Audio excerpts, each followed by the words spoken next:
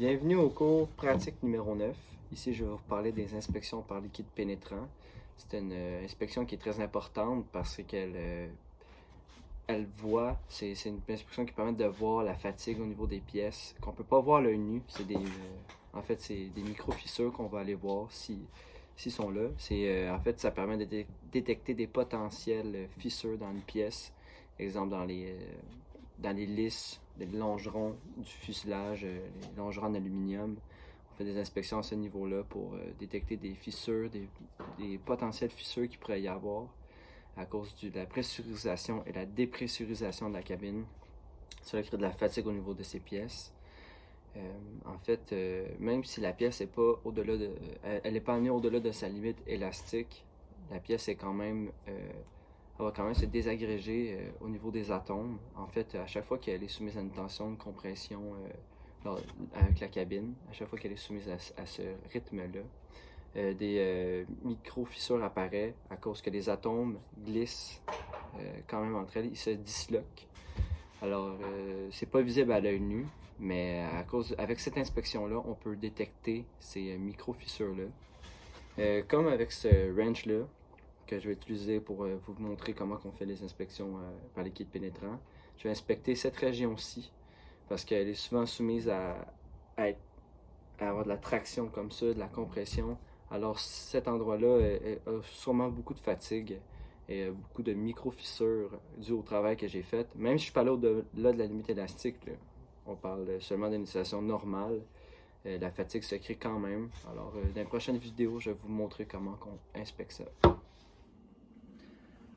Alors, pour faire l'inspection en liquide pénétrant, il faut s'assurer que notre pièce est bien propre. Alors, je vais utiliser une petite éponge avec du savon.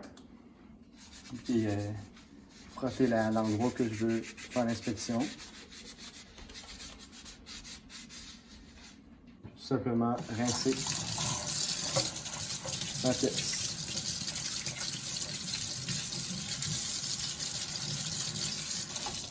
Voilà. Deuxième étape de la procédure, c'est de sécher l'endroit mouillé. Il faut que ce soit bien sec. C'est bon. Alors, troisième étape de la procédure, c'est de plonger la pièce dans le liquide pénétrant.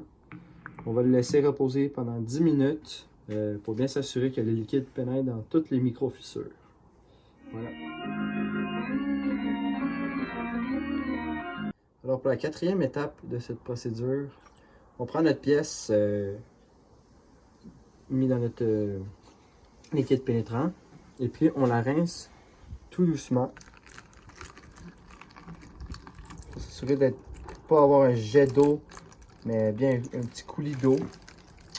Parce que si on met un jet d'eau, le liquide pénétrant dans les micro-fissures va juste se retirer. Alors, c'est pour ça qu'il faut bien rincer avec un petit jet d'eau. Et la procédure 5, c'est de venir, encore une fois, sécher notre pièce.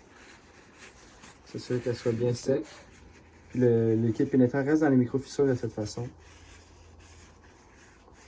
Voilà. Alors, la dernière étape, la 6e étape, c'est de mettre notre petite poudre. En fait, c'est l'étape la plus importante. C'est l'étape qui va révéler les micro-fissures. Dans le fond, le liquide dans les micro-fissures va remonter à la surface par l'absorption de notre petite poudre. Alors, quand on en met, on saupoudre notre pièce de la petite poudre à l'endroit. Alors, on laisse comme ça dans la farine, dans notre poudre, mais ici j'utilise de la farine. Alors, à cet instant que le liquide pénétrant remonte à la surface,